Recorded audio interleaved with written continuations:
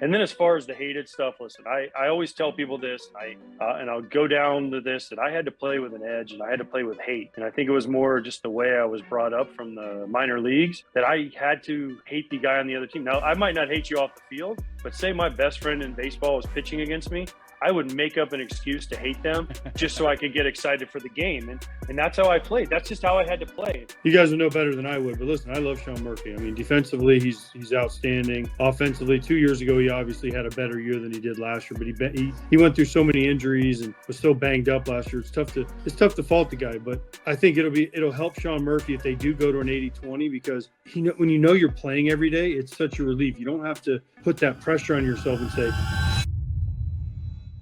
Jay Pierzynski just dropped a list that has baseball fans losing their mind. He named 6 modern catchers as too soft to survive his era, and the thumbnail says it all. He's too soft. But here is the real question. Are these guys actually soft, or did the game just get smarter? Because what AJ calls weakness might be the exact reason these catchers are winning right now. I am Mason, and this is Baseball Icons. Jay Pierzynski is not some random hater. This is a guy who caught 19 seasons in the big leagues, made 2 All-Star teams, won a World Series ring with the White Sox, and finished his career as one of only 10 catchers ever to reach 2,000 hits. He lived through what he calls the war in the dirt, an era where catchers were expected to be the toughest guy on the field, the most hated man in the stadium, and the enforcer who made runners think twice before charging home. So when he calls out 6 of today's top catchers for being soft, people listen. But if you dig into the data, and the rule changes, and the actual incentives driving modern baseball, you start to see a different story. These catchers are not soft. They are playing a completely different game, and the skills that matter now are not the ones that mattered in AJ's time. If you are enjoying this kind of deep dive into baseball history and modern debates, hit the hype button and give this video some hype. It helps the channel grow and tells me to make more content like this. Now let's break down all 6 catchers, starting from the last one on AJ's list and working our way to number 1. Number 6 is Gabriel Moreno. AJ calls Moreno a finesse catcher, an athletic hybrid who is a far cry from the war that took place in the dirt during the early 2000s. Moreno is fast, mobile, and uses his athleticism to excel at things like pop time and recovering blocked balls. In the old days, catchers were often the slowest and bulkiest guys on the team, human walls who stopped everything with sheer mass. Moreno does not fit that mold. He tries to pick balls in the dirt or catch them cleanly instead of blocking them with his chest. AJ sees that as soft because it avoids physical punishment, but Moreno's approach is more efficient. When it works, he keeps the ball closer to the plate, gets outs faster, and saves his body from damage. Modern pitchers throw harder with more movement than 20 years ago. Breaking balls have more spin, fastballs have more ride, and game plans are built around data. A catcher who handles that with athleticism and technique is more valuable than one who just absorbs punishment. If a catcher can use speed to recover a blocked ball and throw out a runner, that is worth more than blocking cleanly, but being too slow to make the play. Moreno's athleticism lets him do things old-school catchers could not. He covers more ground, gets into better throwing position, and handles modern pitching that generates weak contact. AJ calls it finesse. The numbers call it effective. Moreno is playing today's game, not 2005's. The war in the dirt is over, and catchers who adapted won. Number 5 is Will Smith. AJ says Smith is a quiet leader, and he is right. Smith does not scream at umpires. He does not get in fights. He does not run the game like a vocal general barking orders from behind the plate. AJ sees that as a problem because, in his era, the catcher was the sole authority on the field. Guys like Thurman Munson or AJ himself were abrasive, loud, and they demanded respect through force of personality. Munson was the captain of the Yankees, a player who would physically challenge his own pitchers if he felt they were lacking focus. That leadership style worked in the 1970s and 2000s because the catcher had total control over the game. Will Smith is the opposite. He is calm, efficient, and collaborative. But that is not because he lacks toughness. It is because the game changed. In the past, the catcher had total autonomy over pitch calling and defensive alignment. He was the field general, making split-second decisions with no input from the dugout. Today, much of that information comes from pre-game scouting reports and pitch-comm technology. The catcher is no longer a solo operator. He is part of a larger system that includes coaches, analysts, and real-time data. Smith's quiet style is not a weakness. It is an adaptation to a game where the catcher is an extension of the coaching staff rather than an independent dictator. And here is the kicker. Smith is one of the best offensive catchers in baseball. He posts a WRC plus over 130, he provides elite value in wins above replacement, and he is a key part of a Dodgers team that wins consistently. His offensive numbers would have made him a superstar in any era, but in AJ's time, many catchers were hitting around 220 and were valued purely for defense. Smith brings both sides of the game at an elite level. AJ might not like his leadership style, but the results speak for themselves. The modern pitcher does not want an abrasive bully behind the plate. He wants a supportive partner who helps him execute the game plan, who studies the scouting report with him, who makes adjustments based on data. That is exactly what Will Smith does, and it works. The quiet leader is not weaker than the loud general. He is just leading in a way that fits the modern system, where collaboration wins more games than confrontation. Number 4 is Alejandro Kirk. AJ's critique here is about conditioning and the grind. AJ played 140 or more games behind the plate in multiple seasons. That was the standard in his era. You caught almost every day, you played through pain, and you wore down as the season went on, but you kept playing. Kirk, meanwhile, gets regular rest days, spends time at designated hitter to stay fresh, and has documented struggles with stamina in the second half of the season. In one recent year, Kirk posted an OPS of .882 in the first half, then dropped to .661 in the second half as fatigue set in. That is a massive drop, over 200 points of OPS, and it shows the physical toll of catching. AJ looks at that and sees softness. He says modern catchers take fewer foul tips, have better protective gear, and still need more rest than guys from his era. The Blue Jays manager John Schneider even stated publicly that the team plans to limit Kirk's time at designated hitter to keep him fresh for his defensive duties, noting that Kirk wore down in his first full season. AJ sees that as coddling, but the context matters. In AJ's time, many catchers were defensive specialists who hit around 220 and were valued mostly for durability. Their job was to catch games and call pitches. Offensive production was a bonus, not an expectation. Kirk is an all-star caliber bat. The Blue Jays are not resting him because he is weak. They are resting him because he is too valuable to burn out. If Kirk plays 140 games and his bat dies in September, the team loses a crucial offensive weapon right when they need it most. If they manage his workload and keep him productive for the playoffs, they win. That is not softness. That is smart asset management. And here is the other side of it. Modern catchers are expected to produce offense at a level that was never required in the past. Kirk is not just blocking balls and calling games. He is hitting in the middle of the lineup and driving in runs. He is expected to be a complete player, elite on both sides of the ball. The physical and mental demands of doing both jobs at an elite level are massive. Think about the toll of squatting for 9 innings, taking foul tips, managing a pitching staff, and then walking to the plate and hitting major league pitching. That dual burden is heavier than it was in AJ's era when catchers could focus primarily on defense. Load management is the price teams pay to get peak performance when it matters most. AJ might call it soft, but the data calls it optimization. The goal is not to survive the season. The goal is to win in October, and that requires keeping your best players fresh enough to perform under pressure. Number 3 is Jonah Heim. AJ says Heim is a framing first prototype who lacks the dog needed for collisions or brawls, and he is absolutely right that Heim is elite at framing. Framing is the subtle art of making a pitch look like a strike by the way you catch it, and Heim is in the top tier of the league at it. But let's talk about what that actually means. When a pitcher throws a ball that is just off the edge of the strike zone, the catcher can make it look like a strike by how he presents it to the umpire. He might catch it and smoothly bring it back into the zone. He might set up in a way that frames the pitch perfectly. He might use his body language to sell the call. This is a skill that but can be measured, and the research shows that a catcher who can steal an extra 2 strikes per game provides more value to his team than one who starts fights. That is not an opinion. That is measurable in runs saved and wins added. Every stolen strike is a pitch the batter did not put in play, which means fewer hits, fewer runs, and more wins. Over a full season, an elite framer like Heim can save his team 10 to 15 runs just through this one skill. In baseball terms, 10 runs equals roughly 1 win, so Heim's framing alone is worth 1 to 1.5 wins per year. That is massive value, and it directly affects his team's playoff chances. Heim's framing grade is elite, his offensive production is solid with a WRC plus over 100, and his overall wins above replacement is in the 3.5 range. He is a highly valuable player, but AJ does not see it that way because framing was not a stat in his era. In the 2000s, there was no clear metric for intimidation or edge, so those qualities were valued based on feel and reputation. A catcher who got into fights or blocked the plate aggressively was seen as tough, but no one could quantify how much that actually helped the team win. Today, teams have hard data on framing, and they pay catchers millions of dollars based on it. Heim's lack of brawling instinct is not a character flaw. It is irrelevant to his job. The modern game does not reward starting fights. It penalizes them. Teams do not want clubhouse problems. They want stable, measurable contributors. If a catcher gets suspended for fighting, that hurts the team more than his toughness helps. Heim fits the modern mold perfectly, and that is why he has a career and a paycheck. AJ says he would not last in the old era, maybe, but the old era does not exist anymore, and Heim is thriving in the one that does. He provides value in ways that can be proven with numbers, and in modern baseball, that is what gets you paid and keeps you in the lineup. Number 2 is Shawn Murphy. Just like Jonah Heim, Murphy is critiqued as a framing first technician who lacks the edge for physical confrontation. Murphy's framing grade is elite. His WRC plus is over 120, and his wins above replacement is over 4.0. By every modern metric, he is one of the best catchers in baseball. He saves runs with his glove, he produces runs with his bat, and he manages pitching staffs effectively. But AJ sees him as soft because he does not have the dog for collisions. Here is the reality that AJ either does not accept or chooses to ignore. Collisions are illegal now. Rule 7.13, which was implemented in 2014 and later clarified as Rule 6.01, made it against the rules for runners to deviate from their path to hit the catcher, and it made it illegal for catchers to block the plate without the ball. The rule was created after a series of brutal collisions led to serious injuries, including the one that nearly ended Buster Posey's career. The game legislated away the very behavior AJ values. In the old system, a catcher's willingness to invite a collision was an asset. It intimidated runners, it protected runs, and it sent a message that you were not going to score easily. But in the new system, that same behavior is a liability that gets you suspended and fined. If Murphy tried to block the plate the way AJ did, he would be penalized. His team would lose him for games, and he would be labeled a problem player. Murphy is not avoiding collisions because he is afraid. He is avoiding them because the rulebook tells him to, and with that threat removed, the entire defensive requirement changed. The old era rewarded mass and resistance. You had to be big, strong, and willing to take a hit. The modern era rewards agility and positioning. You have to be quick enough to get to the right spot, athletic enough to make the tag, and smart enough to stay within the rules. Murphy excels at the modern version of the job. He frames pitches at an elite level. He calls games based on data and scouting reports. He handles elite pitching staffs with multiple all-stars, and he contributes offensively at a level that would have been extraordinary in AJ's era. AJ calls that soft. The front offices call it efficient. And here is the big question that AJ never seems to address. If you dropped AJ Pierzynski into today's game with today's rules, would he even want to play the way he used to? Because the system does not reward it anymore. The edge that made AJ successful in 2005 would get him fined and benched in 2026. Murphy is playing the game that actually exists, and he is winning at it. He provides value in ways that help his team win games, and that is what matters. The fact that he does not start brawls or invite collisions is not a weakness. It is an irrelevant category in a game that does not allow those things anymore. Number 1 is Adley Rutschman. This is the guy AJ calls too nice. Rutschman is friendly with opponents. He congratulates hitters after they get a hit. He maintains a supportive rapport with umpires, chatting with them between pitches, building relationships that might help him get close calls later. He is positive with teammates, encouraging rather than demanding. In AJ's era, the catcher's job was to be the most hated man on the field, the enforcer who made everyone uncomfortable. The catcher was supposed to intimidate hitters, argue with umpires, and push his own teammates to perform through sheer force of will. Rutschman is the opposite of all that, and AJ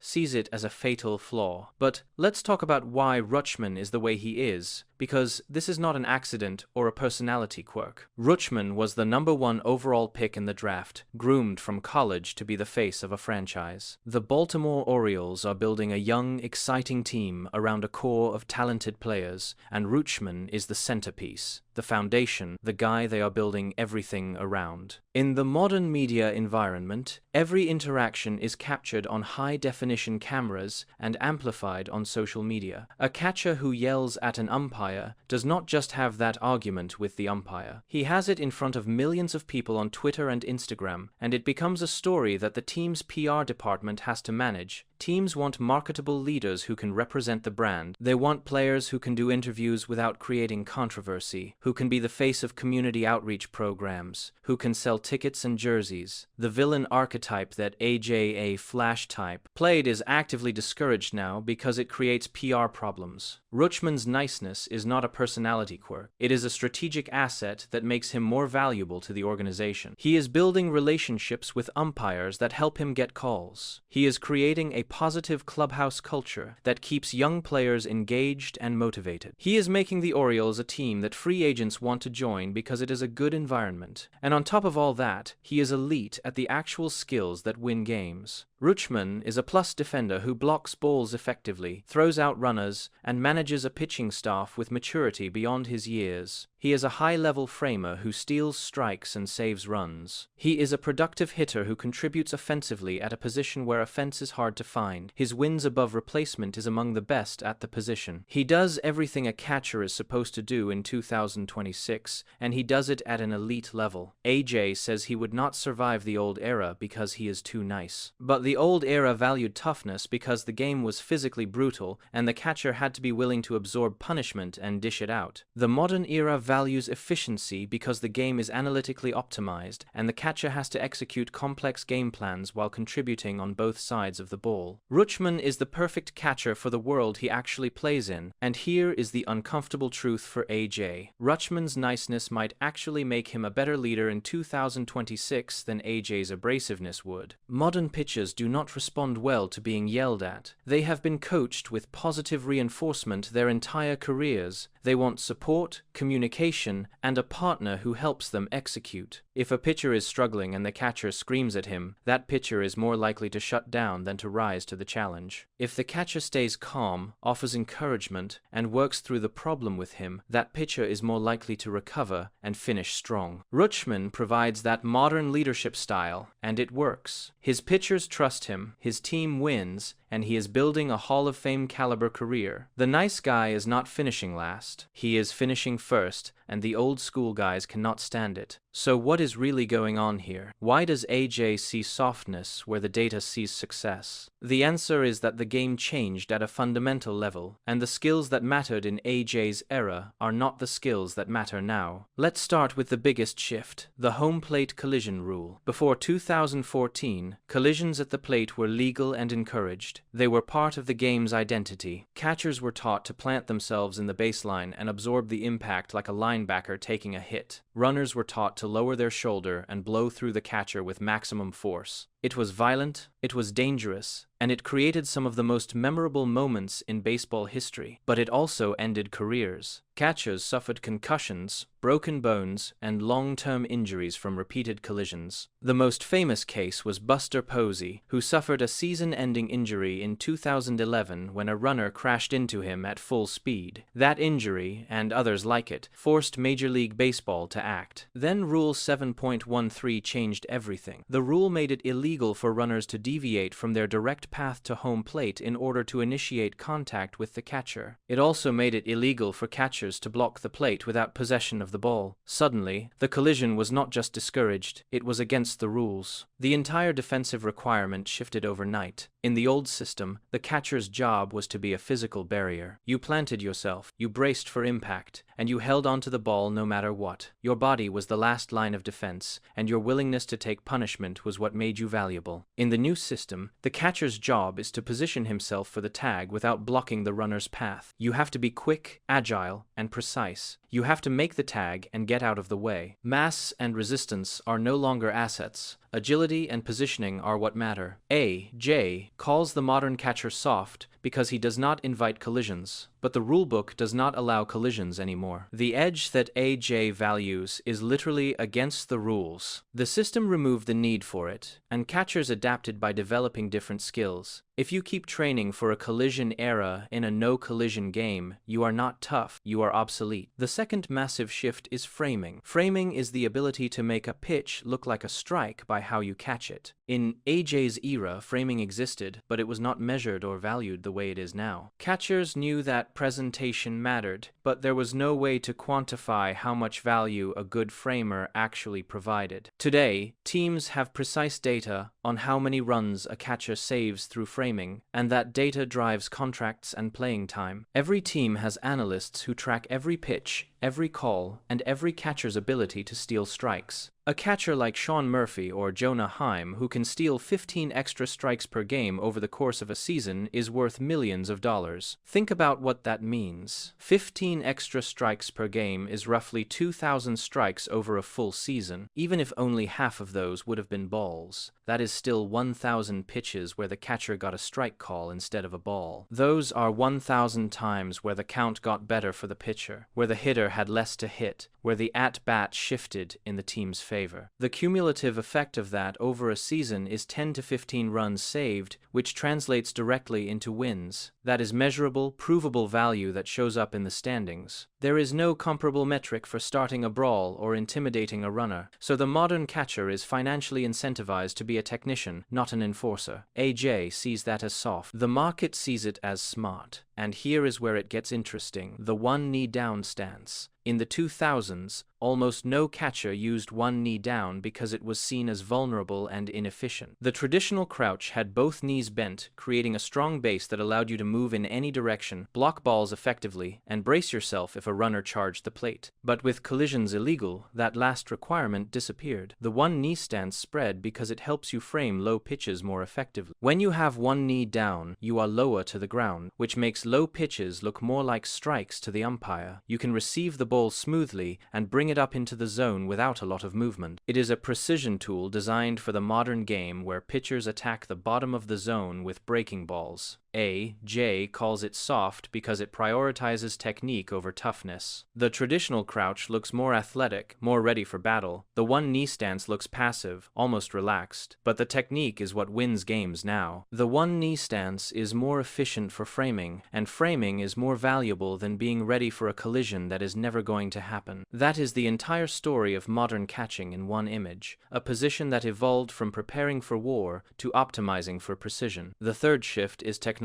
Modern catchers have lightweight carbon fiber masks and energy-absorbing chest protectors that reduce trauma from foul tips and wild pitches. In AJ's era, gear was heavier and less protective. Masks were bulkier, chest protectors less effective at absorbing impact. Taking a foul tip to the mask was genuinely painful and happened dozens of times per game. AJ is right about that. The gear is better now, but that does not make the job easier, it makes it safer. Think about it. If you gave a soldier better body armor, you would not say the job got easier. You would say the soldier is better protected doing the same dangerous job. That is what happened with catching. Protection improved, allowing catchers to play longer careers and stay healthier, but the job is still brutal. You are still squatting for 9 innings, taking foul tips, blocking balls in the dirt. The gear absorbs more impact, so your body takes less permanent damage, but you do all the same things. AJ says modern catchers are soft because of better protection, but that is like saying soldiers are soft with body armor. Protection does not make the job easier, it makes it survivable for a longer career. That safety allows catchers to contribute at higher levels because they are not battling injuries. The gear is better, so the job shifted from surviving punishment to optimizing performance. That is progress, not softness. The fourth shift is pitch calm, which changed the mental side of catching. In AJ's era, the catcher was the sole brain of the defense. He called every pitch based on his reading of the hitter and what he felt his pitcher could execute. He had to disguise signs to prevent sign stealing, using complex systems that changed based on count, runners, and inning. It was a constant mental chess match requiring total focus and complete authority. The catcher could change the game's direction with one sign. Today, PitchCom automates much of that. The catcher still calls the game, but works off a shared plan developed with coaches and analysts. The coaching staff studies hitter tendencies, reviews data on what pitches work in different counts, and creates a game plan the catcher executes. Signs are transmitted electronically, eliminating sign stealing. The solo authority is gone. The catcher is now part of a network with the pitching coach, manager, analytics team, and pitcher. AJ sees that as lost leadership. The modern catcher lacks the autonomy catchers once had, but the game plan is better, built on thousands of data points instead of gut feel. Will Smith's quiet leadership is a product of that system. He does not need to be a vocal general. He needs to be an efficient executor who implements the plan and keeps the pitcher confident. That works. The collaborative approach produces better results. The fifth shift is social media and the power of cameras everywhere. In AJ's era, the clubhouse was a bubble. What happened inside stayed inside. Internal tensions and aggressive leadership styles were kept from the public eye. If a catcher was abrasive, it was between him and his teammates and nobody else. Today, every single moment is filmed and shared instantly across the internet. A catcher who acts like AJ did in 2005 would be a viral clip by the third inning, and team PR would be damage controlling by the fifth. Cameras catch everything. Arguments with umpires, confrontations with hitters, disagreements with teammates. Social media amplifies it all. One bad moment can define your reputation for years. Front offices want stable, professional players who do not create problems or generate negative headlines.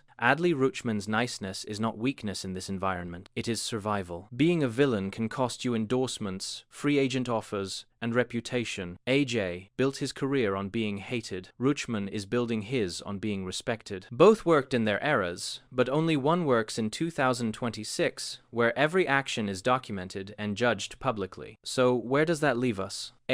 Pierzynski is not wrong to see a difference between modern catchers and the guys from his era. The position has changed. The war in the dirt is over. Collisions are illegal. Framing is king. Technology protects catchers from the worst impacts. PitchCom reduces the solo leadership role. Social media punishes abrasive personalities. All of those shifts are real, and they have fundamentally altered what it means to be a tough catcher. But here is the part AJ is missing. These modern catchers are not soft. They are elite at a different version of the job. Gabriel Moreno is an athletic technician who handles high-spin breaking balls with precision. Will Smith is a collaborative leader who executes data-driven game plans. Alejandro Kirk is a high-value bat who is managed carefully to protect his peak performance. Jonah Heim and Shawn Murphy are framing experts who save their teams runs every single game. Adley Rutschman is a marketable superstar who builds relationships and leads through positivity. None of those things are soft. They are adaptations to a game that rewards efficiency over brutality. And here is the kicker. The future might prove AJ partially right. The automated ball strike system is coming. When robots call balls and strikes, framing will die. The stolen strike will no longer exist. And when that happens, the catcher's value will shift back toward blocking, throwing, and leadership. Teams might start looking for catchers with more dog, more edge, more of the qualities AJ values. But even if that happens, it does not mean the current generation is soft. It just means the game is about to change again, and a new set of skills will matter. That is how baseball works. The rules change, the incentives change, and the players adapt. A.J. Pierzynski thrived in the war in the dirt era because he had the exact skills that era rewarded. Gabriel Moreno, Will Smith, Alejandro Kirk, Jonah Heim, Shawn Murphy, and Adley Rutschman are thriving in the data-driven efficiency era because they have the skills this era rewards. Neither group is tougher or softer. They are just built for different games. But let's be honest about what AJ is really saying. When he calls these guys soft, he is not just talking about skills, he is talking about mentality. He is saying that modern catchers do not have the warrior mindset, the willingness to suffer, the pride in being the most hated guy on the field, and on that point, he might have a case. The modern catcher is not trying to be hated. He is trying to be efficient. He is not trying to absorb punishment. He is trying to avoid it. The grind has not disappeared, but it has changed its nature. In AJ's day, the grind was physical and psychological. You took foul tips to the face. You blocked balls with your chest. You invited collisions, and you ran the game through sheer force of will. Today, the grind is intellectual. You study scouting reports, you execute complex game plans, you manage high-performance recovery protocols, and you optimize every aspect of your performance. Both grinds are hard, both require toughness. But they are different kinds of toughness, and AJ only respects one of them. Here is where it gets tricky. Is AJ wrong? Not entirely. The game has lost something. The visceral, high-stakes, physical confrontations that defined his era are gone. The catcher is no longer the enforcer. He is no longer the villain. The position has been tamed, sanitized, optimized. Fans who love the war in the dirt have every right to miss it. But here is the question. Is that loss the catcher's fault? Or is it the game's fault? Because the catchers did not choose to ban collisions. The league did. The catchers did not choose to make framing the most valuable skill. The market did. The catchers did not choose to make social media a PR minefield. The culture did. These guys are playing the game that exists, not the one AJ wishes still existed, and they are playing it at an elite level. If you put them in a time machine and drop them into 2005, would they struggle? Probably. But if you put AJ in a time machine and dropped him into 2026, he would struggle too. He would get penalized for blocking the plate. He would lose playing time to a better framer. He would get fined for starting fights. He would be labeled a clubhouse problem. The edge that made him great in his era would be a liability in this one. That does not make him soft.